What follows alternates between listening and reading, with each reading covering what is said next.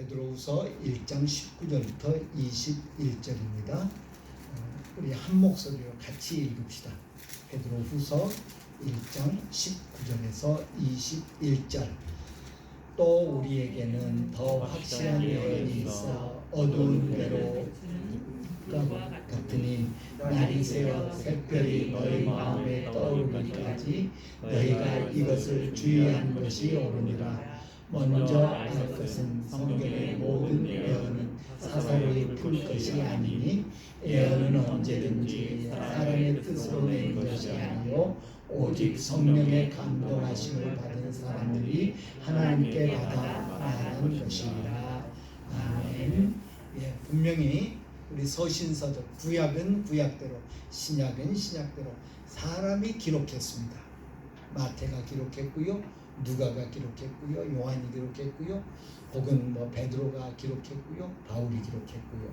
사람이 기록했지만 그 21절에 나온 것처럼 성령의 감동하심을 받은 사람들이 하나님께 받아 말한 것이다. 이 사실을 우리가 항상 기억합시다. 이것을 부인하면 성경이 이제 우리가 하나님의 말씀을 받아들이기가 난해해지죠. 우리 이제 저도 그런 표현을 많이 하고 우리 목사님들 많이 그런 표현을 합니다만은 바울이 이렇게 말했습니다. 베드로가 이렇게 말했습니다.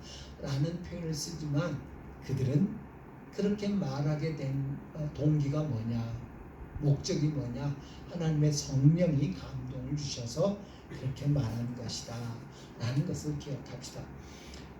우리 베드로 사도, 바울 사도는 공부를 많이 하신 분이에요. 바울 사도는 공부를 많이 하신 분이고 그 외에 대부분의 성경을 기록한 신약 성경을 기록한 분들은 갈릴리 출신들입니다. 갈릴리 출신, 우리가 사도행전에 보면 이제 그 뭡니까, 베드로와 요한이 이제 나면서 걷지 못했던 사람을 예수의 이름으로 걷게 하죠. 사람들이 와 하면서 모여드니까 이거는 예수 그리스도의 능력으로 된 것이다 하면서 설교를 쫙 합니다. 그러자 이제 많은 사람들이 예수 믿게 되죠. 그것을 이제 못마땅하게 여긴 공회원들이 잡아갑니다. 그래서 그러면서 협박하면서 니들 예수의 이름으로 말하지 말아라 라고 할 때에 베드로와 요한이 아주 담대하게 그 공회 사람들과 논쟁을 벌입니다. 그 논쟁을 벌일 때에 공회 사람들이 저 사람들 갈릴리 사람들 아니냐라고 말합니다. 그 이야기는 저 사람들 공부 별로 하지 않은 사람들, 요즘 말로 하면 속된 말로 하면 가방끈 짧은 사람들 아니냐. 예. 그런데요, 그들이 말로 이 공회 사람들을 이깁니다. 그래서 할 말이 없으니까 협박만 하고 풀어줄 수밖에 없는 그런 처지였음을 우리가 사도행전에서 읽을 수 있습니다. 우리 교회학교를 위해서 기도해 주세요. 우리 교회학교에 선생님들이 더 많이 헌신하셔서 우리 아이들에게 하나님의 말씀을 잘 가르쳐서 아이들이 디모데처럼 어렸을 때부터 하나님의 말씀으로 양육되는 그런 우리 아이들이 됐으면 좋겠습니다. 선생님들을 위해서 기도해 주십시오.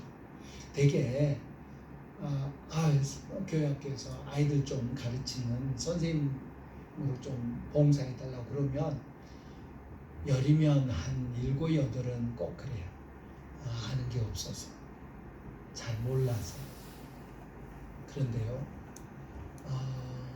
세상의 학문, 세상의 어떤 가르침, 학교 선생님들이 잘 모르는데 가르치면 안 되잖아요. 큰일 나잖아요. 그러나 우리 교회 학교는 가르치면 성령께서 역사하셔서, 예를 들어서 공과 공부를 해갖고입니다. 우리 옛날 한참 오래전에 이런 성도가 되지 않게 해달라고 하는 복음서가 있었죠. 아무튼 그런 게 있었어요.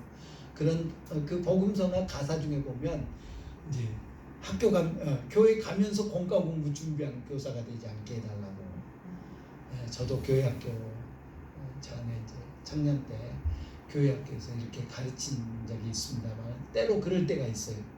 공과 준비 안 해가지고 교회 가면서 버스 안에서 막 이렇게 공부하고 또 전도사님이 앞에서 설교할 때 뒤에 앉아서 공과 준비하고 그런데요. 그렇게 준비했으니 얼마나 잘 준비했겠어요. 그런데 아이들 가르치다 보면 미처 내가 준비한 것보다 훨씬 더 잘 설명할 수 있도록 성령이 역사하시는 겁니다. 예, 성령께서 우리의 모든 것들을 주관하신다. 이 성경을 기록한 사람들 마태도 그렇고 마가도 그렇고 누가는 이방 사람이요, 요한도 갈릴리 사람, 마가도 이방 사람, 뭐 바울만 공부 좀 많이 한 사람이죠. 그 외에는 다 성령의 감동하심을 받은 사람들이 하나님께 받아 말한 것이다. 오늘까지 해서 우리가 성경의 구조에 대해서는 다 하게 됩니다. 다음 수요일부터는 이제 성경의 신학적인 것들을 좀 함께 공부하려고 합니다. 우리가 이제 그것은 지금까지 한 번도 이렇게 신학적인 어떤 구원론, 그리스도론 뭐 이런 것에 대해서 그렇다고 깊이 있게 하는 거 아니니까 걱정하지 마시고 그런 성경의 그런 신학적 주제들에 대해서 아주 한 주에 하나씩 짧게 살펴보면서 우리가 뭘 믿는가, 우리가 무엇을 믿는가 하는 것을 살피는 그런 기회를 삼으려고 합니다. 오늘 마지막으로 이제 공동서신에 대해서 함께 생각하는데요. 서신서 중에서 서신서 22권 중에서 13권은 바울서신, 그 중에 9권은 교회들에게 보낸 편지, 그리고 4권은 개인에게 보낸 편지, 그렇게 구분이 되죠. 그리고 우리 지난주에 했습니다마는 이 책은 뭐에 대한 것이다, 무엇을 이야기한 것이다 라는 것만 좀 기억하면 좋겠습니다. 뭐 다 세부적인 거 알지는 못하더라도 바울 사도가 왜 고린도 전서를 썼나, 전서 후서를 썼나, 디모데 전후서는 왜 썼나, 뭐 등등으로 주요 주제만 좀 기억하면 좋겠습니다. 공동서신 함께 하겠습니다. 일반 서신이라고도 부르고요, 공동서신이라고도 부르는 책.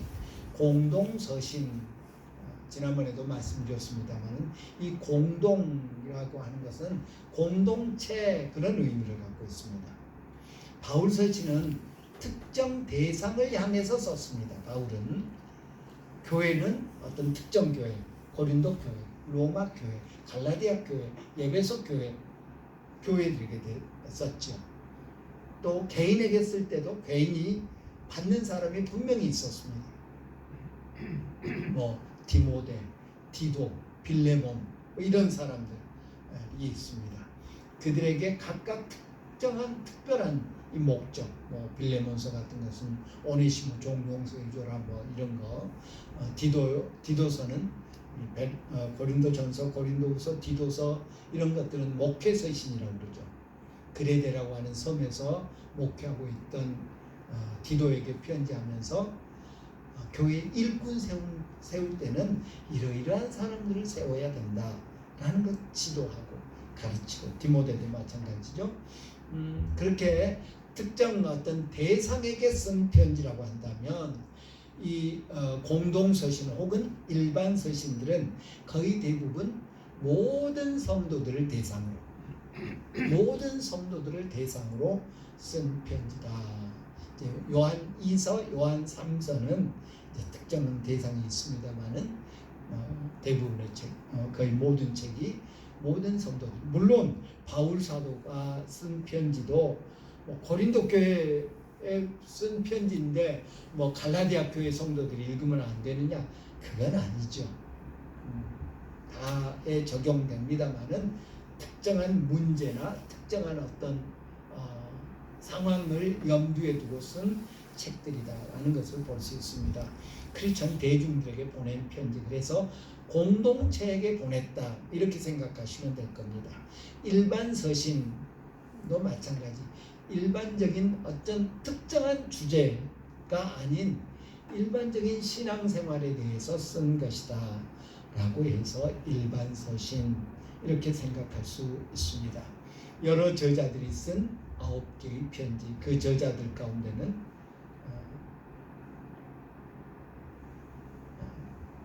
물음표, 야고보, 베드로, 유다, 요한 그렇게 했습니다. 물음표는 히브리서 저자가 누군지 모르니까 물음표입니다. 히브리서 공동서신에는 히브리서, 야고보서, 베드로전서, 베드로후서, 요한일서, 요한이서, 요한삼서, 유다서, 계시록 이렇게가 이 9권이 공동서신인데 이 서신들의 특징은 뭐라고요? 쓴 사람의 이름을 책 제목으로 삼았다. 바울 서신은 받은 사람의 이름, 받은 교회의 이름이 책 제목입니다. 그런데 이 공동서신은 쓴 사람, 베드로가 써서 베드로전서, 야고보가 써서 야고보서, 유다가 써서 유다서, 요한이 써서 요한일서, 요한이서, 요한삼서, 계시록도 그래서 요한계시록. 우리가 학자들에 따라서는 또 성경을 이렇게 공부하는 교재를 쓰는 사람들에 따라서는 계시록을 따로 분류하기도 합니다. 그래서 성경을 역사서, 서신서, 애언서 이렇게 나누기도 합니다.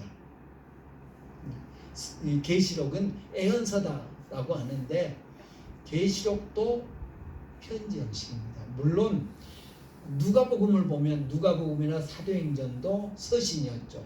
누구에게? 데오빌로라고 하는 좀 미상의 인물입니다. 데오빌로가 누구냐? 누가가 데오빌로를 부르면서 각하라고 씁니다. 데오빌로 각하여. 우리나라도 옛날 박정희 대통령 때 대통령 각하 그랬죠.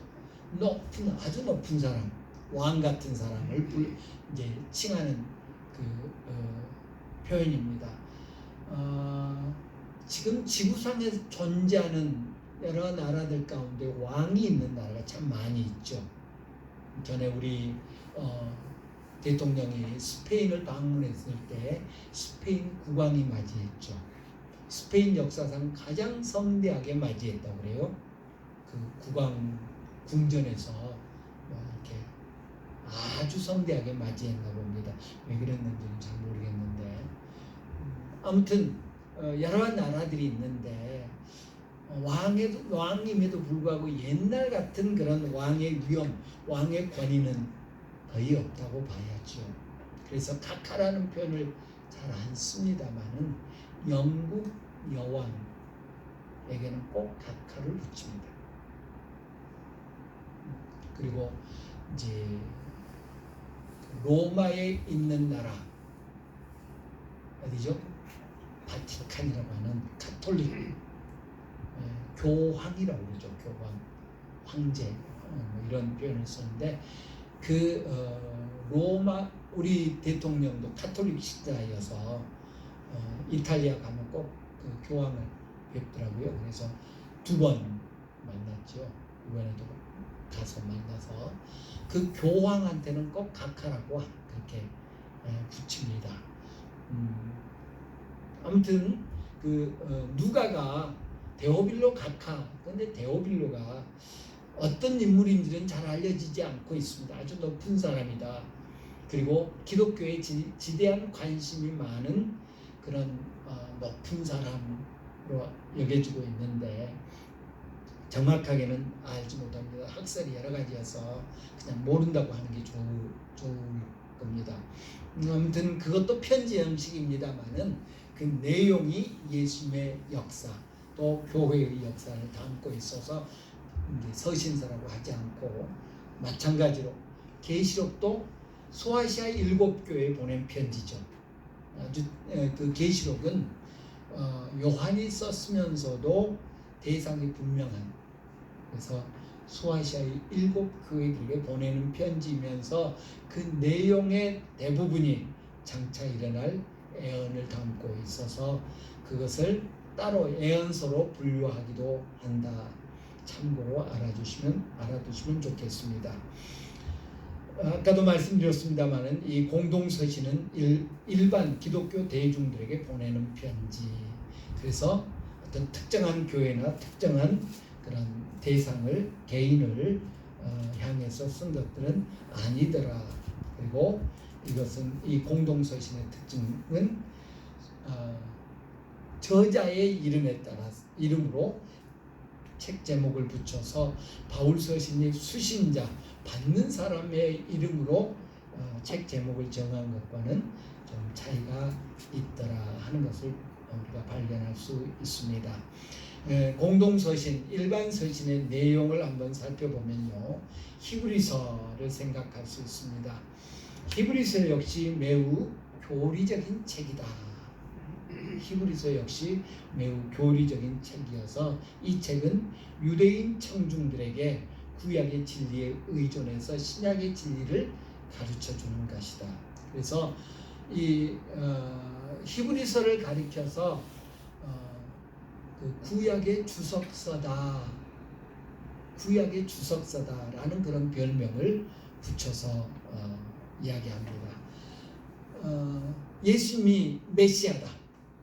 예수님이 메시아다. 이 유대인 청중, 어떤 유대인요, 예수를 믿었는데 핍박 때문에 혹은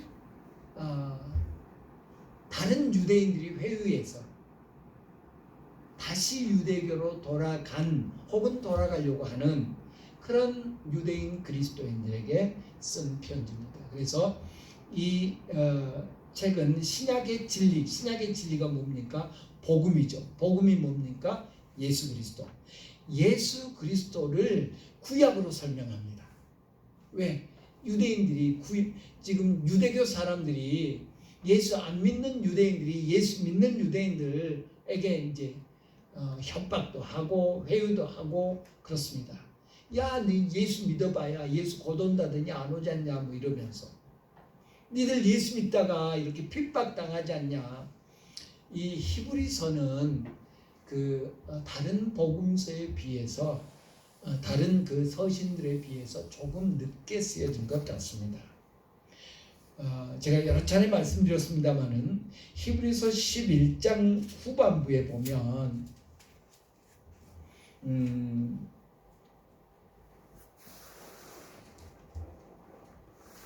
그 11장 36절 이하를 제가 읽어볼게요.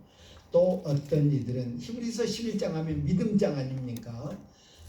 아무개는 믿음으로, 뭐 아무개는 믿음으로, 아무개는 믿음으로 계속 나오죠. 구약의 인물들이, 대표적인 인물들이 쭉 열거됩니다.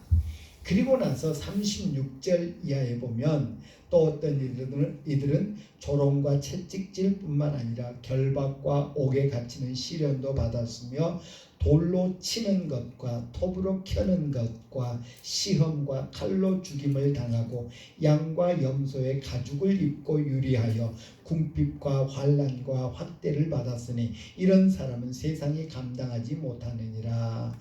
그들이 광야와 산과 동굴과 토굴에 유리하였느니라. 예. 이 36절부터 38절까지 나오는 이 내용은 네로 황제와 그 네로 황제만, 우리가 그 기독교 핍박한 사람 하면 네로 황제 생각하죠. 대표적으로 네로 황제가 죽은 다음에 로마의 황제가 된 도미티안이라고 하는 황제가 있는데 그 사람 때가 더 핍박을 많이 했습니다. 더 많은 기독교인들을 죽이고요. 가장 기독교의 핍박이 가장 극심했던 때가 도미티안 황제 때입니다. 그때 이런 일들이 벌어졌습니다. 사자, 경기장에서 사자와 싸우게 해서 사자 밥이 되게 하고요. 거기 보면 37절에 보면 돌로 치는 것, 돌 던져서 죽이는 거죠. 돌로 치는 것과 톱으로 켜는 것. 상상이나 됩니까? 산 사람을 톱으로 켜는 것. 또 뿐만 아니라 칼로 죽임을 당하고 양과 염소의 가죽을 입고 유리하여 양과 염소의 가죽을 입고 유리했다. 실제로 그랬답니다. 여기 우리 본문에는 안 나옵니다만은 아무튼 그 도미티안 황제 때의 기독교인들을 핍박한 내용을 보면요, 상상을 초월해요. 사람을 나무 십자가 같은데 나무 위에다 이렇게 매달아 놓고 밤에 거기다 기름을 끼얹어 갖고 불을 붙였답니다. 그래서 사람 가로등을 만들고, 그리고 양과 염소의 가죽을 입고 유리했다.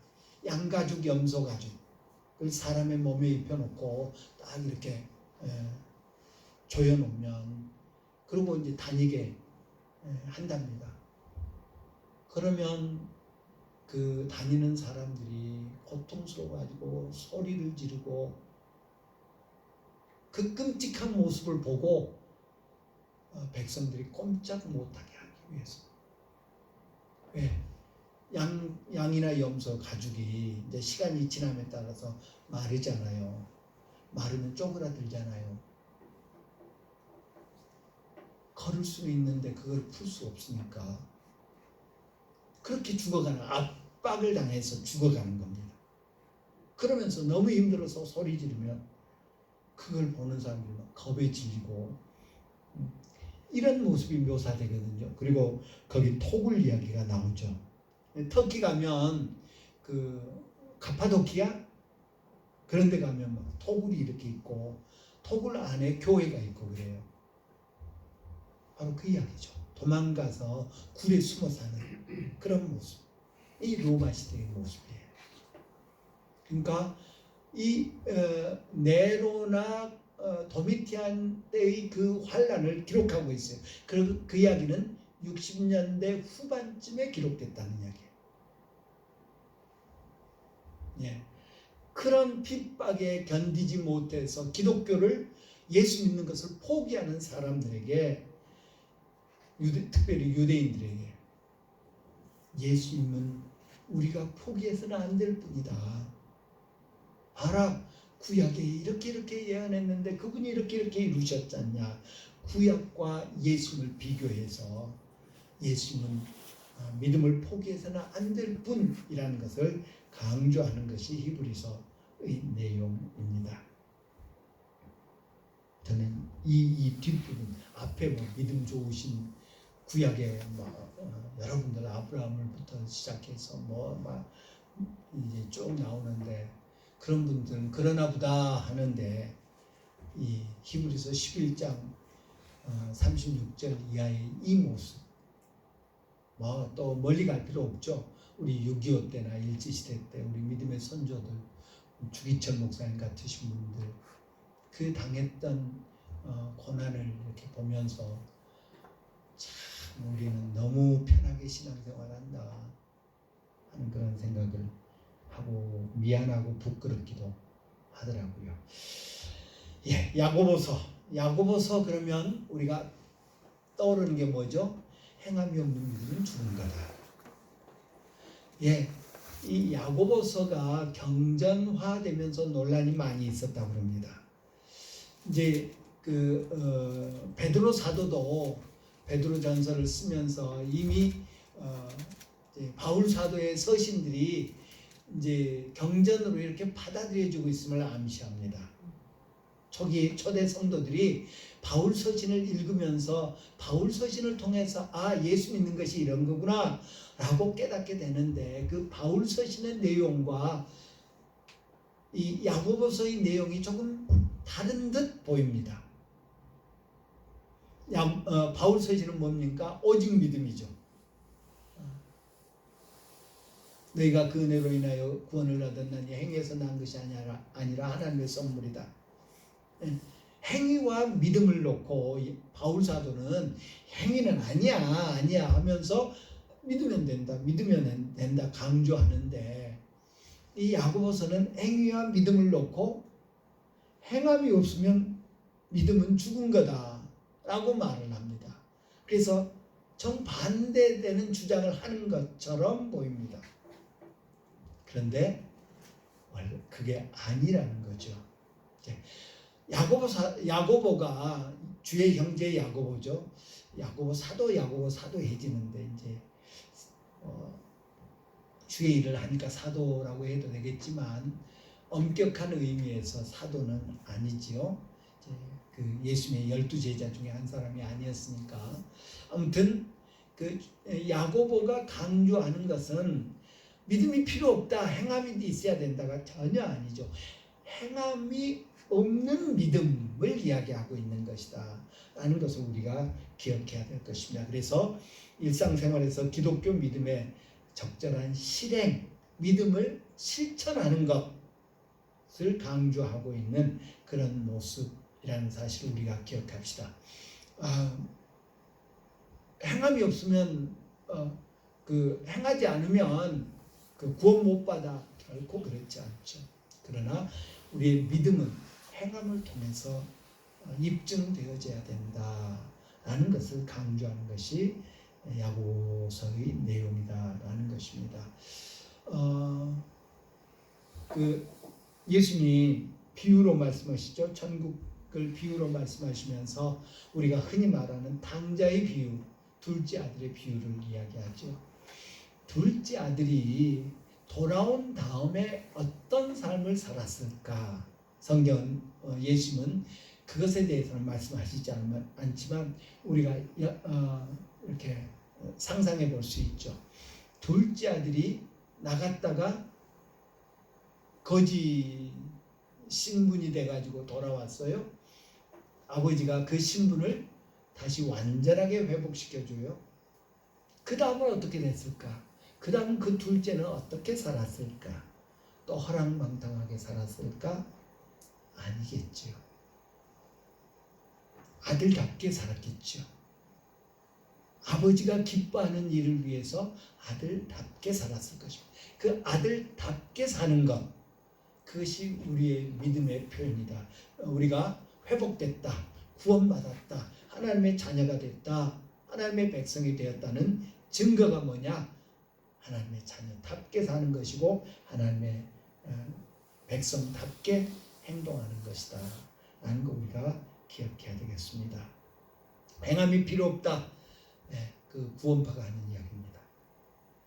구원받았으니까 이제 어떻게 살건 나는 흔히 그렇게 이야기하죠. 따는 당상이라고. 결코 우리 주님은 그렇게 말씀하시지 않는다. 바울 사도가 강조한 것도 똑같죠. 긴장하면서 신앙생활해라. 바울 사도가 너희 구원을 두렵고 떨림으로 이루어라. 두렵고 떨림으로 너희 구원을 이루라 라고 했지, 어디서도 야 니들 구원받았으니까 너 구원의 확신 있지? 그럼 이제 어떻게 살아도 괜찮아 라고 말하지 않았어요. 스스로도, 바울 사도 스스로도 자기 자신을 쳐서 복종시킨다. 마치 내가 구원 못 받고 다른 사람은 다 구원받도록 인도하고서 나는 그 구원에서 떨어질까 조심하면서 산다고 말씀하고 있는 것 우리가 기억해야 되겠습니다. 야고보서는 그래서 믿음을 실행하는 것, 실행된 믿음, 행위로 입증된 믿음을 강조하더라 하는 것을 우리가 기억하면 좋겠습니다. 베드로전서, 베드로후서, 아시아와 갈라디아 전역에 흩어져 있는 성도들에게 쓴 이 글은 반대와 고난에 대한 합당한 대응을 다루고 있습니다. 반대와 고난에 대해서. 소아시아와 갈라디아 지역, 이 지역이 어디냐면 터키 지역입니다. 초대교회부터 이제 바울의 선교로 예수 믿는 사람들이 많았습니다만은 그와 동시에 그 그리스도인들에 대한 핍박이 많았던 것입니다. 그래서 토굴이 많이 생겨났고요. 그 이후로도 이 바울이나 베드로 시대도 그렇지만 그 이후로도 끊임없이 핍박받았던 것이 그것입니다. 그래서 지하교회가 생겨나고요. 제가 이름을 잊었습니다만은 터키에 지하 도시가 있다고 그래요. 지하 도시가 발굴됐는데 이쪽에서 발굴됐어요. 그래서 그 탐험가들이 발굴을 계속 하다 보니까 또 이쪽에서도 도시가 발견됐어요. 지하 도시. 그런데 그것을 다 이렇게 발굴을 하다 보니까, 탐험을 하다 보니까 이 도시가 두 개가 연결되어 있는 거예요. 엄청나게 큰 규모래요. 지금도 다 못 발견했다고 그래요. 그만큼 그 핍박이 심했고 그 핍박을 피해서 지하로 숨어든 그리스도인들이 그만큼 많았다는 거예요. 이 베드로전서, 베드로후서가 바로 그 지역에 있는 성도들에게 고난에 대해서 또 기독교를 박해하는 사람들에 대해서 어떻게 성도들이 대처해야 될 것인가 하는 것을 말씀해 주고 있는 것을 봅니다. 베드로 사도 참 성령의 역사가 얼마나 위대한가를 잘 보여주신 분이 베드로 사도입니다. 예수님 부활하셨음을 알았음에도 불구하고 어떡합니까? 고기나 잡으러 가자 라고 갈릴리로 갔던 분이에요. 그랬던 그가 오순절의 성령을 체험한 다음에 완전히 달라지죠. 정말 달라지죠. 그래서 담대하게 성전에 가서 유대인들을 향해서 설교를 하고요. 당장 어떡하냐 설교하고 사람들이 반응하니까 예수의 이름으로 세례 받으라고 강조해서 3,000명, 5,000명이 회개하는 그런 역사가 나타나고요. 당신들 말 듣는 것이 옳은가, 하나님 말씀 듣는 것이 옳은가 한번 판단해 보라고 그 사내들인 사람들한테만 대들 정도로 그런 담력을 가진 분이 바로 베드로 사도인 것을 봅니다. 그리고요, 참 우리 성경에 우리 믿음의 선조들이죠. 그분들이 얼마나 위대하신 분들인가를 우리가 조금만 인물을 이렇게 깊이 살펴보면 알 수 있죠.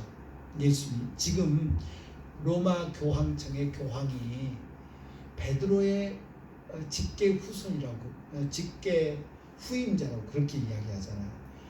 그래서 교회의 황제다 해서 교황입니다. 교회의 황제. 왜 황제냐? 예수님께서 마태복음 16장에서 베드로가 주는 그리스도시요 살아계신 하나님의 아들입니다 라고 하니까 칭찬하시면서 내가 내 위에 교회를 세우겠다 라고 했어요. 내가 내 위에 교회를 세우리라 라고 하셨어요. 그래서 베드로가 교회의 으뜸이라고 생각합니다. 그리고 그 베드로의 권위를 이어받은, 그래서 여러분 교황이 미사 집례할 때 딱 하고 나오는 모습 보십시오. 완전히 왕이에요. 금 왕관 쓰고요, 호를 딱 들고요. 우리 천국 가면 교황 몇 명이나 와 있는가 한번 세보자고요. 그런 왕이에요. 그런 어떤 믿음이 지금까지 이어져 내려오는 것이 가톨릭이죠. 그런데 베드로는 그 짓 안 했어요. 그죠? 예루살렘 교회의 당회장이 누구였다고요?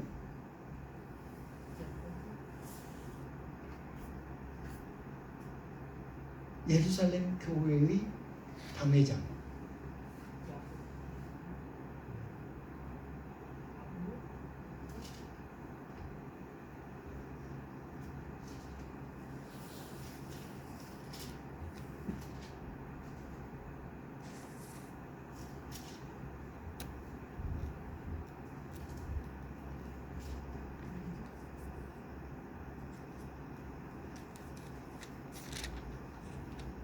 야고보, 주의 형제 야고보.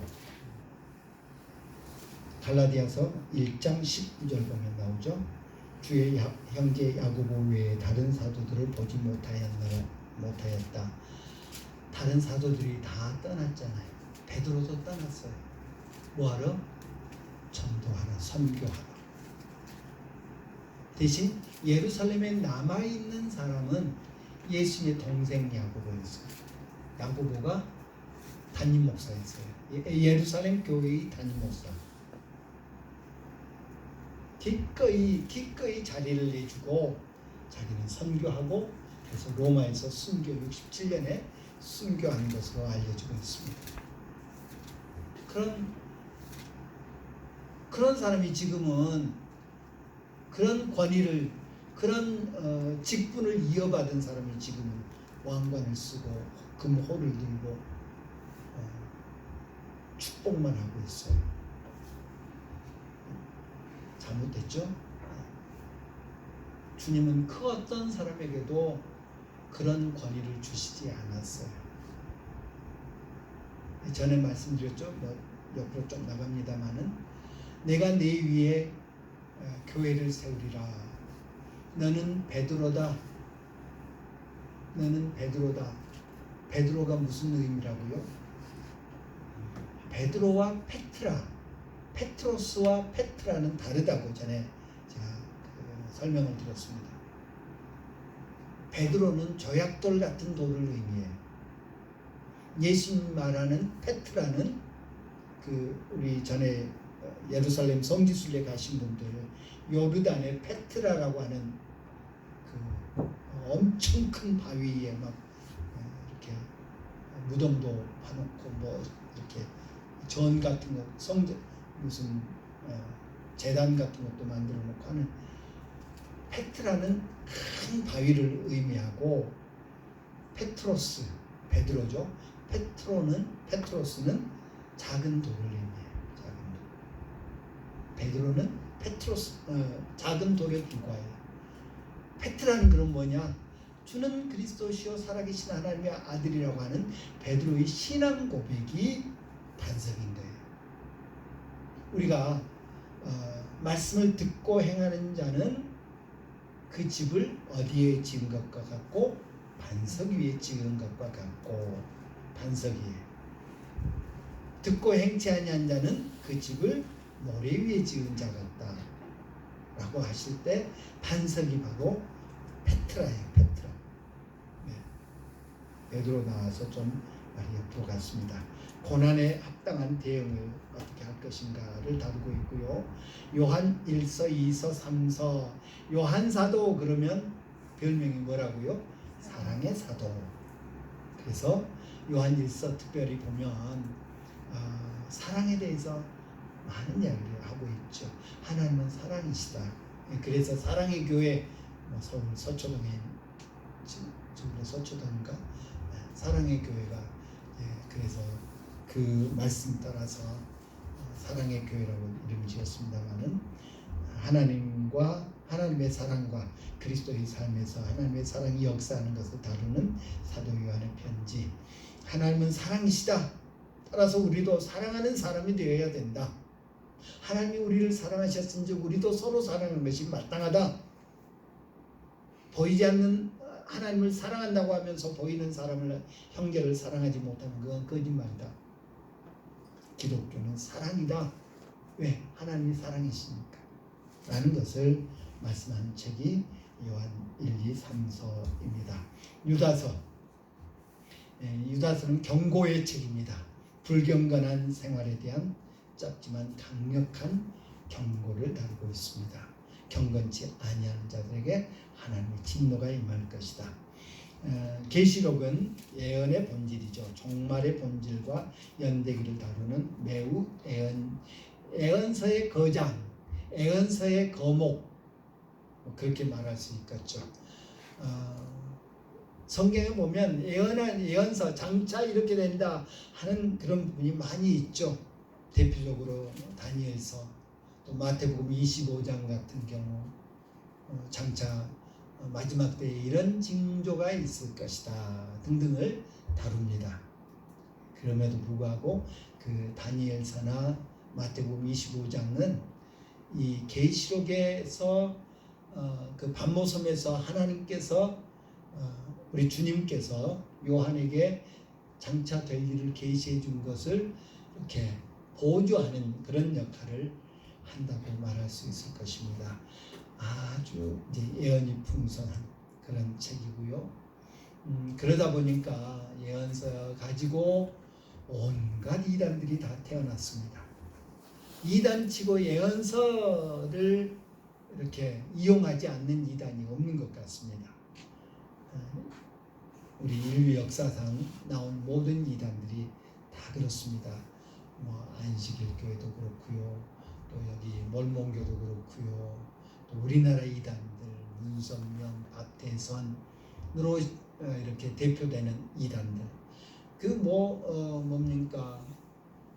하나님의 교회는 안식일 교회에서 나온 이단이고요. 그리고 신천지가 이제 박태선계 이단이죠. 아무튼 그 모든 이단들이 자기들의 필요에 따라서 이 계시록을 이용하는 그런 모습을 보입니다. 예수님이 제가 늘 자주 말씀드린 겁니다만은 우리 주님이 요한에게 계시록을 기록하라고 한 목적이 뭘까요? 겁주기 위해서 3년 만에 큰 환란이 일게 될 것이다. 7 나팔, 7 대접, 7 뭐죠? 7인, 7 나팔, 7 대접에 대접, 그런 것들이 이렇게 나팔이 불려질 때마다 뭐 지구의 3분의 1이 뭐 어떻게 되고 물의 3분의 1이 어떻게 되고 이러면서 겁먹으라고 하나님께서 요한에게 반모섬에서 우리 주님께서 환상을 보여주셨는가? 우리 주님 그런 분 아니시라는 거예요. 여러분이 여러분 자녀들에게 예를 들어서 야, 너 공부 안 하고 요즘 이제 공부하면 안 된다면서요. 옛날엔 그런데 그렇게 하셨어요. 옛날 우리 부모님들이 너처럼 그렇게 공부 안 하고 게임만 하고 뭐만 하고 그러면 나중에 이제 너 커가지고 이렇게 이런 사람 될 거야 하면서 이제 겁을 주죠. 겁을 먹을 만한 그런 이야기들을 하죠. 그런데 정말 겁주기 위해서인가요? 아니면 공부하게 하기 위해서인가요? 예수님이 반모섬에서 유배되어 있는 요한에게 그렇지 않아도 유배되어 있으니까 어떻겠어요? 마음이 심란할 거 아닙니까? 목회지 떠나서 지금 가고 싶어도 못 가고 아주 작은 섬이에요. 저는 이제 아주 오래전에 가본 적이 있습니다만은 아주 작은 섬이 한나절 돌면 그 섬 다 돌아요. 그 섬 돌 필요도 없어요. 그냥 요한 사도가 있었던 동굴 이 산 정상 부분에 있거든요. 거기서 내려다보면 다 보여요. 그런데 그곳에 와 있는데 그래서 심란에 있을 요한 사도에게 겁먹으라고 그 환상을 보여줬겠습니까? 주님이 말씀하신 바는 깨어 준비하라는 것이지 그때 되면 니들 큰일 난다, 니들 다 죽는다, 결코 그게 아니잖아요. 요한계시록의 환란이 전천년설이냐 무천년설이냐 후천년설이냐 이거 아는 것이 중요한 게 아니라고 저는 생각해요. 만약에 우리가 들림 받기 전에 환난을 겪어야 한다면 우리 계시록에 언젠가 한번 합시다. 수요일 시간에 전에 한번 했는데 다시 한번 하죠. 환난을 겪어야 한다면 하나님이 그 환난을 이길 수 있도록 통과할 수 있도록 도우십니다. 도우셔요. 분명히 한 아기를 돕죠. 보호하죠. 또 뭐 무천년설도 있어요. 후천년설도 있고 각각에 따라서 그것이 맞다면 그것을 들림 받고 환난이 있게 될 것이다. 아니면 환난이 있고 들림 받게 될 것이다. 이런 것들이 어떤 것이 맞더라도 그게 그렇게까지 중요한 것은 아니라는 것입니다. 하나님이 그거 정하시는 거고요. 우리 믿음을 테스트하기 위해서 환난을 통과하게 하신다면 분명히 그랬잖아요. 시험 당할 쯤에는 피할 길을 내시고, 네, 감당할 시험밖에 허락지 아니하시고, 그 말씀과 계시록 말씀과 만약 다르다면 그 하나님이 잘못한 거죠. 똑같이 우리 주님께서 바울 사도를 통해서 감당할 시험밖에 허락지 아니하시고 시험 당할 쯤엔 피할 길을 내신다고 하신 그 주님은 또 환난을 이야기하시는 3년 반의 환난을 이야기하시는 바로 똑같은 분이니까 만약에 시험을 우리가 거쳐야 한다면 통과할 수 있도록 우리를 도우신다 라는 사실을 기억하면서 종말에 대해서 마지막 말 이야기하면서 우리가 고백해야 될 것은 이 환난을 피하게 해주십시오. 이 환난을 당하지 않게 해주십시오가 아니라 계시록의 마지막은 뭐예요? 아멘 주 예수의 오시옵소서. 언제 오시든지 제가 환영하겠습니다. 언제 오시든지 제가 영접하겠습니다. 라는 그런 고백이 필요하다라는 거 우리가 기억해야 될 줄 믿습니다. 예, 오늘 여기까지 하고 말씀드린 것처럼 다음 주부터는 우리 기독교의 기본적인 교리를 살펴보는 그런 시간을 갖겠습니다. 기도합시다.